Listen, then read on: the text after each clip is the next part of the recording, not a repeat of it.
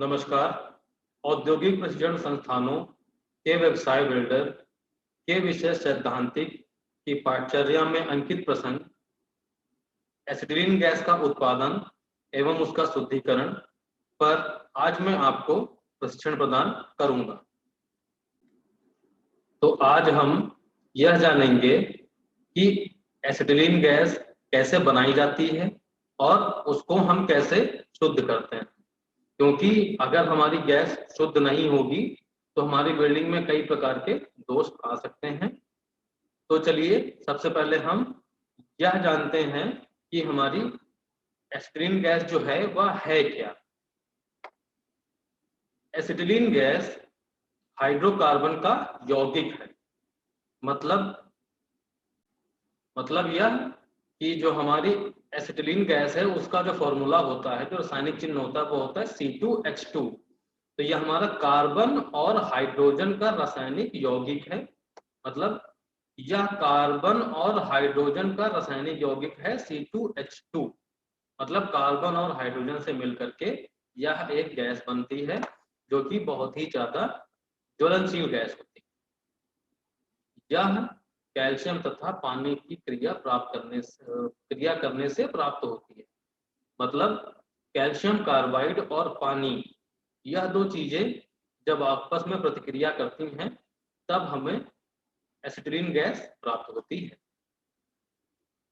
यह वायु में से ऑक्सीजन प्राप्त करके जलती है तथा प्रकाश उत्पन्न करती है। जो हमारी एसिटिलीन गैस है, जैसा कि मैंने अभी आपको बताया, यह बहुत ही ज्यादा ज्वलनशील गैस है। ज्वलनशील का मतलब कि अगर थोड़ी सी भी चिंगारी पा जाए तो तुरंत इसमें आग भड़क उठती है। और जब भी हम आग जलाते हैं तो हमें उसके लिए चाहिए होती है एक सहायक गैस। सहायक गैस हमारी ऑक्सीजन है और यह ऑक्सीजन वातावरण से प्राप्त करती है। अगर हम प्रेशर वेल्डिंग कर रहे हैं तो इसमें हम ऑक्सीजन सिलेंडर का भी उपयोग करते हैं। और जो ऑक्सीजन सिलेंडर का प्रयोग करते हैं तो वहां पे हम प्रेशराइज्ड सिलेंडर एसिटिलीन का भी इस्तेमाल करते हैं। तो इस प्रकार हम अपने एसिटिलीन गैस पे हम उसका इस्तेमाल करके और अपनी ब्लो पाइप के माध्यम से हम वेल्डिंग या कटिंग करते हैं।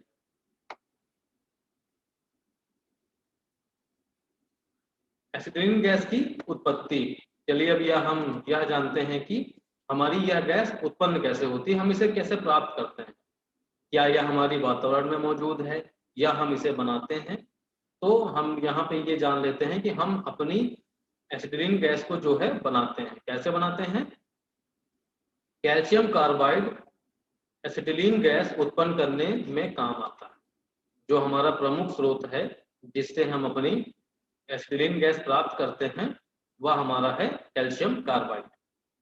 कैल्शियम कार्बाइड और पानी रासायनिक क्रिया द्वारा एसिटिलीन गैस बनाई जाती है। यह पानी या नमी के साथ तुरंत क्रिया करता है जिससे गैस बनना शुरू हो जाती है।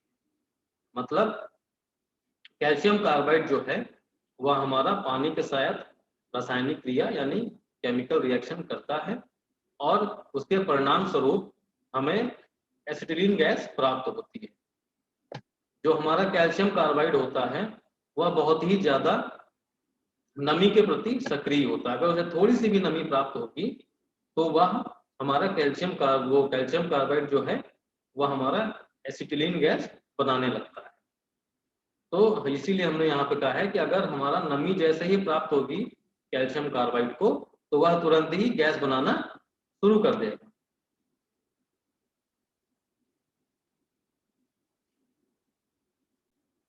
हमारी जो ज्वलनशील गैस एसिटिलीन गैस जिसका हम उपयोग बिल्डिंग में करते हैं उसके तैयार करने की कई विधियां हैं, जिनमें से हम आज यहाँ कुछ के बारे में जानेंगे।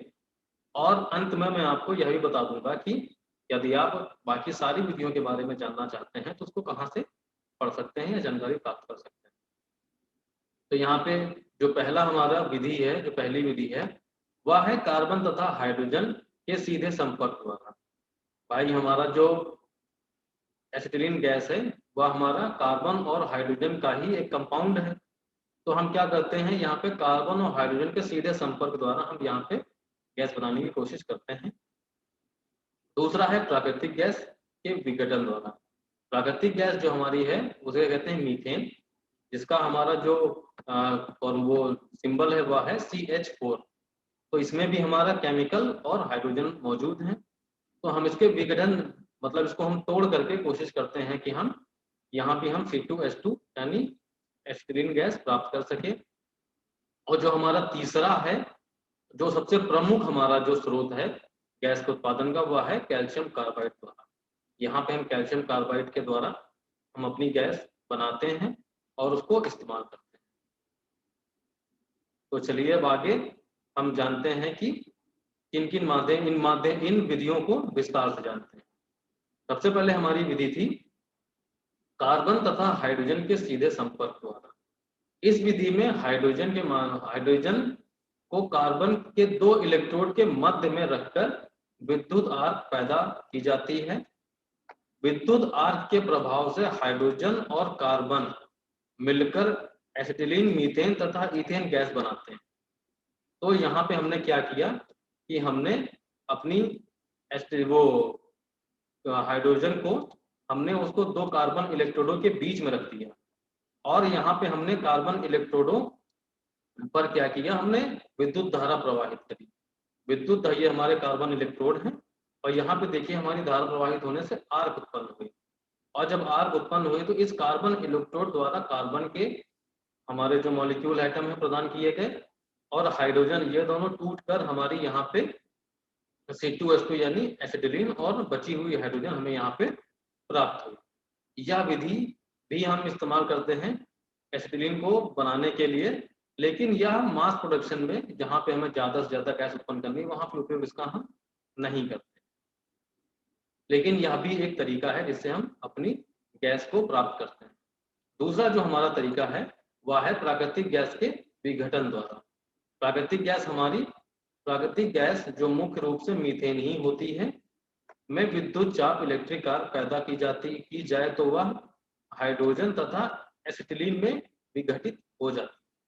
मतलब हमारी जो एसिटिलीन वो मीथेन गैस है उसको यदि हम इलेक्ट्रिक आर्क उसमें हम प्रवाहित करें, करंट अगर उसको हम सप्लाई करें तो वह टूट करके एसिटिलीन और हाइड्रोजन में कन्वर्ट हो जाती है। इस माध्यम से भी हम अपनी गैस प्राप्त कर सकते हैं। लेकिन यह भी हम बहुत ज्यादा मास प्रोडक्शन के लिए इन दोनों विधियों का उपयोग नहीं करते हैं।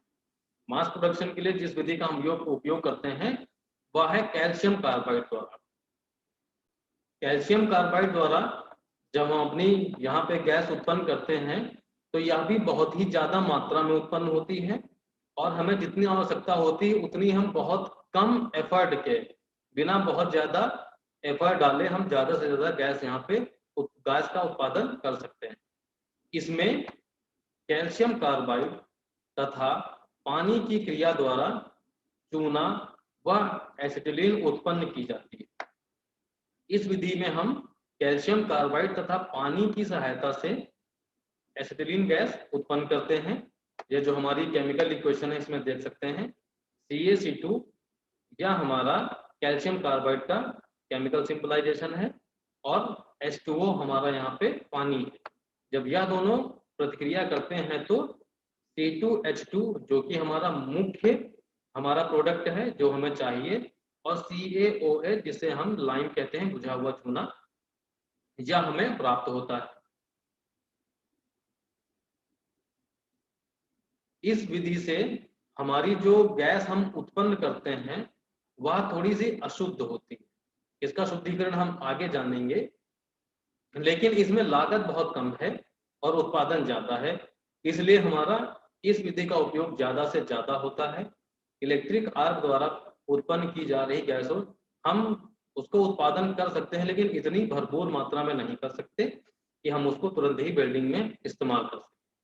इसलिए हम जो अपनी वेल्डिंग के दौरान जो भी हम इस्तेमाल करते हैं वह हम कैल्शियम कार्बाइड के द्वारा ही इस्तेमाल करते हैं, वो उत्पादन करते हैं और इस्तेमाल करते हैं। कैल्शियम कार्बाइड द्वारा जब हम गैस को उत्पन्न करते हैं तो उसको उत्पन्न करने के लिए बहुत सारे हमें जनरेटर मौजूद हैं जिनमें से हमारा एक है rising bell water to carbide. Water to carbide का यहाँ पे मतलब है कि हमारा कार्बाइड के ऊपर हमारा पानी गिरता है। इसी में हमारा कार्बाइड टू वाटर भी आता है, जिसमें कार्बाइड जो है वह हमारा पानी पर गिरता है। दोनों ही सूरतों में हमारा कार्बाइड जो है वह पानी से प्रतिक्रिया करके और एसिटिलीन गैस बनाता है। लेकिन जिसके बारे में आज हम यहाँ जानेंगे वह है rising bell water to carbide generator. इसका बताने का मुख्य उद्देश्य यह है कि यह बहुत ही ज्यादा कह सकते हैं कि कॉमन है, बहुत ही ज्यादा आम है। इसको हम सड़क के किनारे जो कारीगर वेल्डिंग करते हैं उनके पास भी देख सकते हैं। इससे देख करके आप यह जान सकते हैं कि हमारा एसिटिलीन गैस जो है वह कैसे बनती है और उसको हम कैसे वेल्डिंग में इस्तेमाल करते हैं। तो चलिए अब हम यहाँ पे पहले rising bell water to carbide generator की संरचना और उसके बारे में कुछ पढ़ते हैं। तो चलिए शुरू करते हैं। यह एक बड़े ड्रम जिसमें पानी भरा होता है का बना होता है। यह एक हमारा बड़े ड्रम का बना होता है, इसमें पानी भरा हुआ होता है। पानी के ऊपर एक उल्टे सिलेंडर यानी इन्वर्टेड सिलेंडर के आकार की rising gas bell gas store करने के लिए फिट होती है। तो इसमें हमने जैसे जाना कि यह जो है वो हमारे एक बड़े ड्रम का बना हुआ होता है जिसमें पानी भरा होता है और इसी के ठीक ऊपर एक इन्वर्टेड सिलेंडर मतलब उल्टा सिलेंडर पड़ा हुआ होता है, जो कि जिसमें हमारा जैसे कि हम जानते हैं कि अगर हम पानी में कुछ उल्टी करके डाल दें तो वह उसी के ऊपर तैरती रहती है। तो इस प्रकार से इसमें बहुत सारा ऊपर खाली स्थान रह जाता है जहां पे हमारी गैस स्टोर हो सके। उसके बाद जिसे हम जो ऊपरी हिस्सा जो फ्लोट कर रहा है, हमारा जो तैर रहा है ऊपर, उसको हम राइजिंग बेल कहते हैं, जो कि गैस स्टोर करने के लिए फिट होता है।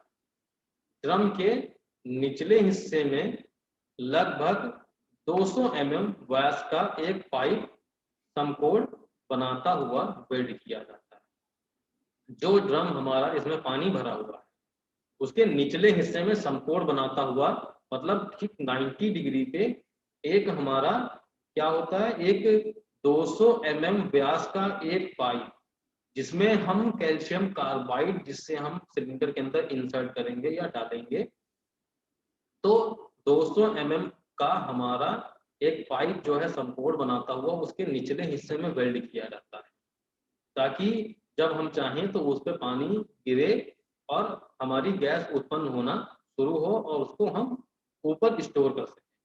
जब हमारी गैस बनेगी तो वह पानी के अंदर से होते हुए, गैस हमारी हल्की होती है, वो पानी के अंदर रुकेगी नहीं, तो वह हमारी ऊपरी हिस्से जो कि हमारा इन्वर्टेड सिलेंडर है उसमें जाके स्टोर होगी। जैसे जैसे गैस हमारी बनती जाएगी हमारा जो इन्वर्टेड सिलेंडर है वह ऊपर की ओर उठता जाएगा। तो चलिए यह कुछ थोड़ा सा है जो और आगे हम जानते हैं इसमें क्या है। यह गैस जनरेटिंग चैम्बर बनता है, जैसा कि मैंने आपको बताया कि जो निचले हिस्से की पाइप है जो समकोण बनाती हुई वेल्ड की हुई है जिसमें हम अपना कैल्शियम कार्बाइड रखेंगे, यह गैस जनरेटिंग चैम्बर बनता है। इसमें हमारी गैस जनरेट होती है। कैसे? इसमें हम कैल्शियम रखते हैं और इसके ऊपर हम टिप टिप करके पानी गिराते रहते हैं तथा इसके बाहर की तरफ एक दरवाजा होता है, तथा इसके बाहर की तरफ एक दरवाजा रखते हैं जिससे हम अपना ये पाइप को निकाल सके और हम अपना कैल्शियम कार्बाइड को इंसर्ट कर सकें। चलिए इसमें कुछ थोड़ा सा और आगे भी है, जिसके द्वारा इसमें कार्बाइड की तस्वीरें रखी जा सकती है। जैसा कि मैंने भी आपको बताया कि जो ये पाइप वेल्ड होता है इसी के द्वारा इस गैस जनरेटिंग चैम्बर में ही हम अपना कैल्शियम कार्बाइड रखते हैं। तो यही यहाँ पे वही लिखा है, इसके द्वारा इसमें कैल्शियम कार्बाइड की ट्रे रखी जा सकती है। गैस जनरेटिंग चैम्बर के ऊपरी भाग में एक पाइप फिट किया जाता है। गैस जनरेटिंग चैम्बर के ऊपर यानी जहां पे हमारा पानी है वहां पे एक पाइप फिट किया जाता है जो उत्पन्न हुई गैस को गैस बेल में ले जाता है। गैस बेल में ले जाता है मतलब कि जो हमारी यहाँ पे पानी गिरने से जो हमारी गैस जनरेट हो रही है वह उस चैम्बर से गैस निकलने के लिए हमें कुछ जगह भी तो चाहिए। उस जगह है वह हमारा पाइप जो होता है वो गैस को ऊपर की ओर बढ़ाता है, ले जाता है जहां यह स्टोर किया जाता है। मतलब इसको हम ऊपर अपने राइजिंग बेल में ही स्टोर करते हैं। दरवाजे के समीप पानी लाने वाली नली वाटर फीड पाइप फिट की होती है। मतलब कि जो हमारी दरवाजा जो लगता है जहां से हम अपनी वहां से एक वाटर फीड पाइप भी लगा होता है, इससे हम जनरेटर में उसमें अपने नीचे वाले हिस्से में पानी भर सकें। फीड पाइप में एक स्टॉप कॉक लगा होता है। स्टॉप कॉक जाहिर सी बात है जब हम चाहें तो बंद कर सकते हैं। इसके भीतरी सिरे पर एक फ्लोट वॉल्व लगा होता है। फ्लोट वॉल्व लगा होता है, इसकी संरचना भी हम पढ़ रहे हैं, उसके बारे में भी हम आगे जानकारी देंगे, क्या उपयोग होता है, कैसे क्या होता है। लगा होता है जो गैस बेल के साथ फिट की हुई छड़ द्वारा क्रियाशील होता है। जो हमारी गैस बिल है उससे एक छड़ लगी होती है, वह हमारी फ्लोट वॉल्व से कनेक्टेड होती है। यह तरीका कार्बाइड की पानी लगने की क्रिया को स्वचालित बनाता है। तो हमने यहाँ पे क्या जाना कि जो फ्लोट वॉल्व है उससे हमारा जो ऊपरी हिस्सा है राइजिंग बेल है उससे एक छड़ के माध्यम से कनेक्ट रहता है। अब होता क्या है कि जैसे जैसे हमारा गैस बनती जाती है तो वह जो हमारा फ्लोट वॉल्व है वह ऊपर की ओर बढ़ता है, और ऊपर की ओर जब बढ़ेगा तो जब छड़ के माध्यम से तो हमारा फ्लोट वॉल्व भी ऊपर उठेगा, और जैसे जैसे फ्लोट वॉल्व उठेगा वैसे वैसे जो हमारी कार्बाइड पर पानी गिरने वाली जो पाइप है वह बंद हो जाती है। और जब बंद हो जाती है मतलब जो हमारा जितनी मात्रा में हमें वहां गैस स्टोर करनी है उतनी मात्रा में जब गैस जितनी उसकी कैपेसिटी है जितनी उसकी क्षमता है राइजिंग बेल की उतनी क्षमता में जब गैस वहां स्टोर हो जाती है तो इस ऑटोमेटिक प्रणाली से हमारा पानी गिरना बंद हो जाता है और गैस जो है वह हमारी बननी बंद हो जाती है। क्यों? क्योंकि हमारा जो पानी है वह कैल्शियम कार्बाइड के ऊपर गिरना बंद हो जाता है। यह चीज यहाँ पे जानने वाली है कि यह वाटर टू कार्बाइड जनरेटर है। मतलब यहाँ पे कार्बाइड रखा रहेगा और पानी उसके ऊपर गिरता रहेगा। यदि यहाँ पे ये कार्बाइड टू वाटर जनरेटर होता किसी भी प्रकार का तब वहां पे पानी स्थिर रहता रखा रहता और कार्बाइड हमारा पानी के ऊपर गिरता रहता। तो यहाँ पे हम प्रवाह पानी का रोकेंगे और पानी का प्रवाह जैसे ही रुक जाएगा वैसे गैस बननी बंद हो जाएगी, और राइजिंग बेल में जब तक गैस रहेगी तब तक यह ऐसे ही पानी रुका रहेगा। फिर उसके बाद हम जैसे जैसे गैस का इस्तेमाल करना शुरू करेंगे, जब गैस का इस्तेमाल करना शुरू करेंगे और जैसे जैसे गैस हमारी हमारी कंज्यूम होती जाएगी, गैस की खपत होती जाएगी, वैसे वैसे हमारा जो राइजिंग बेल है वह नीचे की ओर खिसकने लगेगा धीरे धीरे। और जैसे ही नीचे खिसकेगा फ्लोट वॉल्व भी हमारा नीचे आएगा और जो हमारा स्टॉप कॉक है वह ओपन हो जाएगा। और ओपन होने की वजह से क्या होगा कि हमारी जो यह प्रक्रिया है यह फिर से चालू हो जाएगी, फिर से शुरू हो जाएगी उसी प्रकार, और फिर से इसमें गैस बनने लगेगी और इसी प्रकार हमारी गैस बनती और खपत होती रहती है। इसमें हमें बार बार कोई चीज ध्यान नहीं देनी होती, बस इतना ध्यान देना होता है कि यदि हमारा कार्बाइड अब उतनी गैस उत्पन्न करने लायक नहीं रह गया है, मतलब उसमें जितनी गैस बन सकती थी वो पूरी गैस बना चुका है, तब हम नीचे अपनी जो समकोण बनाती हुई पाइप वेल्ड करी थी उसमें रखे हुए कार्बाइड को निकाल लेते हैं। वह अब बुझा हुआ चूना बन चुका है। उसका इस्तेमाल अब हम जैसे पहले किसी जमाने में घरों की पुताई वगैरह के लिए इस्तेमाल होता था तो उसमें करते थे, या वो खराब हो जाता उसे फेंक देते हैं और उसके बाद फिर से हम उसमें दोबारा अपना कार्बाइड रखते हैं और यह प्रक्रिया फिर से उसी प्रकार शुरू हो जाती है।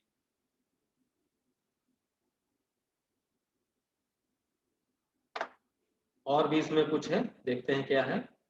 गैस होल्डर में एक अन्य पाइप गैस को हाइड्रोलिक बैक प्रेशर वाल्व में ले जाती है। यहाँ से गैस एक रबर की पाइप जिसे होस पाइप कहते हैं द्वारा ब्लो पाइप में चली जाती है। यहाँ ऑक्सीजन के साथ मिलकर वेल्डिंग करने के लिए फ्लेम उत्पन्न करती है।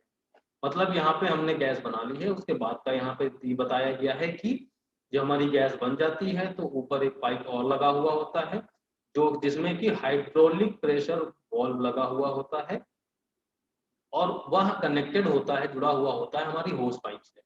होस पाइप हमारी रबर की पाइप होती है जिसके माध्यम से हम अपने जो हमारा गैस सिलेंडर है उससे और अपनी ब्लो पाइप ब्लो पाइप जिसमें हम, जो कि हमारी, जिसे हम वेल्डिंग टॉर्च भी कहते हैं, वहां पर हम गैस प्राप्त करते हैं। यह कनेक्ट करता है दोनों को और वहां पर ब्लो पाइप को हम ऑन करते हैं। सबसे पहले एसिटिलीन गैस को ऑन करते हैं और ऑन करके उसमें जैसे ही स्पार्क हम देते हैं, लाइटर से जैसे ही उसको स्पार्क देते हैं वैसे उसमें फ्लेम बन जाती है। फिर उस फ्लेम को हम सेट करके न्यूट्रल, ऑक्सीडाइजिंग या कार्बोराइजिंग फ्लेम बना करके उसका हम उपयोग वेल्डिंग या कटिंग के लिए कर सकते हैं। तो यह हमारी पूरी प्रक्रिया और पूरा एक तरीके से संरचना थी हमारे जनरेटर की, जिसमें हमने जाना कि जनरेटर में कैसे कैसे क्या संरचना होती है और कैसे गैस बनती है और कैसे हम उसका उपयोग करते हैं।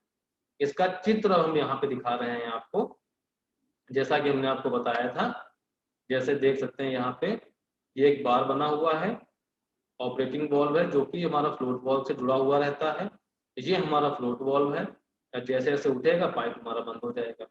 उसके बाद वाटर सप्लाई का भी यहाँ पाइप है, यहीं से आता है ताकि हम इसमें पानी कम हो जाए तो भर सकें।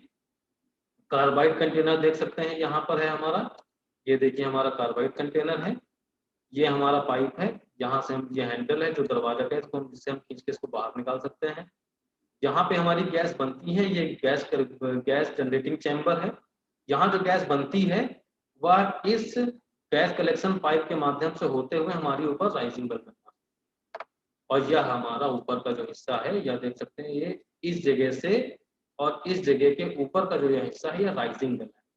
यह हमारा गैस जैसे जितनी ज्यादा बनेगी यह ऊपर उठेगा और जैसे जैसे गैस की खपत होगी वह नीचे बैठता हुआ चला जाएगा। आशा है कि इस चित्र में आप चीजें समझ पा रहे होंगे। अब हमने अपनी गैस तो उत्पन्न कर ली और अब हम इसका करते शुद्धिकरण की ओर चलते हैं, क्योंकि जो गैस हमारी बनती है उसमें बहुत सी प्रकार की अशुद्धियां पाई जाती हैं। तो अब हम इसको बिना शुद्ध किए अगर उपयोग करते हैं तो हमें बहुत सारी दिक्कतों का सामना करना पड़ता है, बहुत सारे दोष उत्पन्न हो जाते हैं। तो इसके बारे में जानते हैं। विभिन्न विधियों द्वारा तैयार एसिटिलीन में कई प्रकार की अशुद्धियां रह जाती हैं, यही मैंने आपको अभी बताया, जिन्हें दूर करना आवश्यक है। यदि इन अशुद्धियों को दूर ना किया जाए तो वेल्डिंग में कुछ प्रमुख दोष आ जाते हैं, जैसे ब्लो होल, पोरोसिटी और तापमान का कम होना इत्यादि। मतलब ब्लो होल और पोरोसिटी, तो यह हमारे सबसे ज्यादा मुख्य दोष हैं। थोड़ी सी भी अगर हम गलती कर जाएं तो हमें ब्लो होल, पोरोसिटी जैसे दोष देखने को मिल जाते हैं।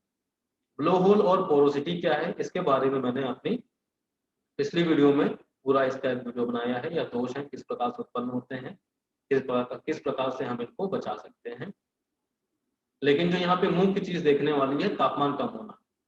तापमान, जब गैस हमारी शुद्ध नहीं होगी तो जो हमारी फ्लेम बनेगी उसमें बहुत से प्रकार की अशुद्धियां भी जलेंगी, जिससे हमारा क्या होता है कि जो फ्लेम, हमारा जो तापमान बनाती है, हमारी जो एसिटिलीन गैस है, वह जब ऑक्सीजन से मिलती है तो 3200 डिग्री का एक अनुमानित, मतलब ऑन एवरेज एक टेम्परेचर उसका रहता है, वह उतना नहीं बन पाता, वह कम रह जाता है।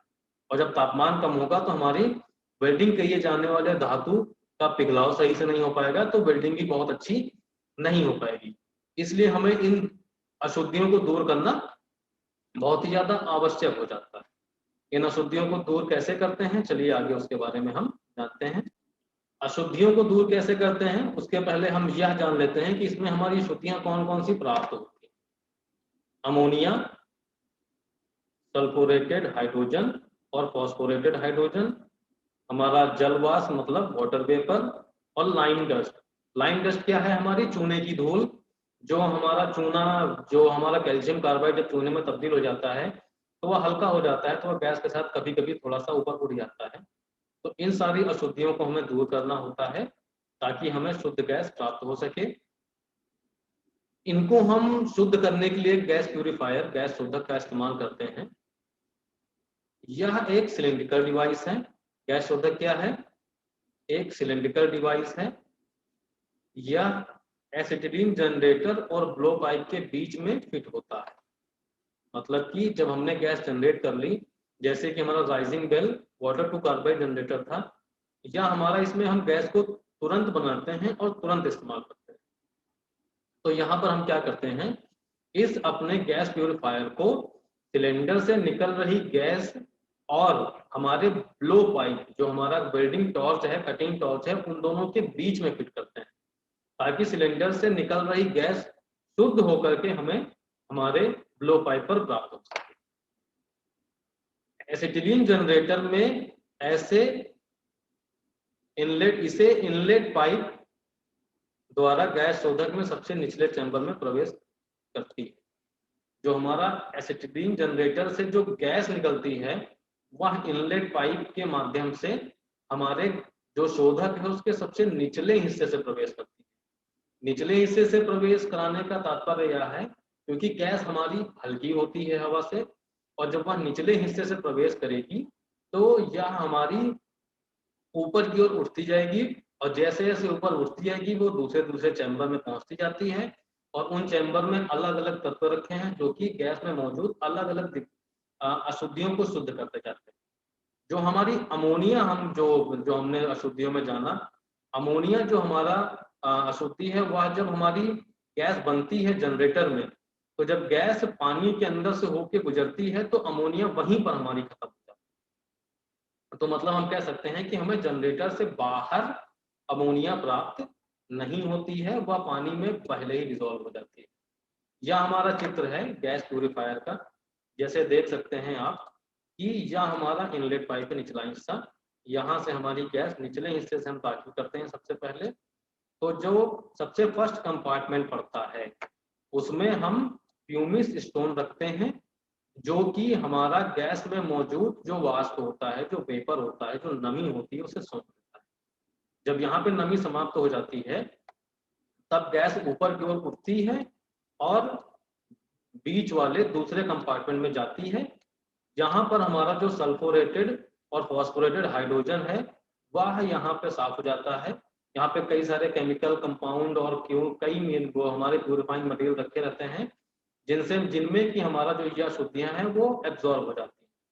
और उसके बाद जब यहाँ से गैस उठ करके तीसरे हिस्से में पहुंचती है जहाँ पे हमारे कुछ फिल्टर वूल जैसा पड़ा रहता है, फिल्टर वूल, स्टील वूल जैसा कुछ होता है, जो कि हमारा नीचे की जैसे लाइन डस्ट वगैरह अगर ऊपर आ गई, थोड़े मोड़े कोई कण वापस यहाँ गैस में मौजूद है तो वह यहाँ पे फिल्टर हो जाते हैं, और इस आउटलेट पाइप से हमें यहाँ पे ये गैस, शुद्ध गैस प्राप्त होती है।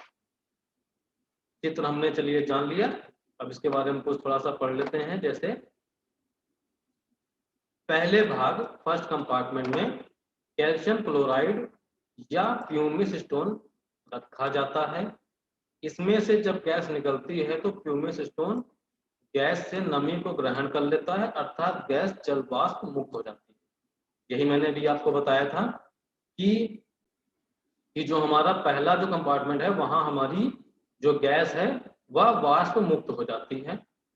दूसरे भाग में शुद्धिकरण के मटेरियल यानी प्यूरिफाइंग मटेरियल या रसायन, केमिकल, ब्लीचिंग पाउडर रखा जाता है। यह एसिटिलीन में मिली अन्य गैसों की अशुद्धियों को दूर करता है, जैसे सल्फ्यूरेटेड और फॉस्फोरेटेड हाइड्रोजन।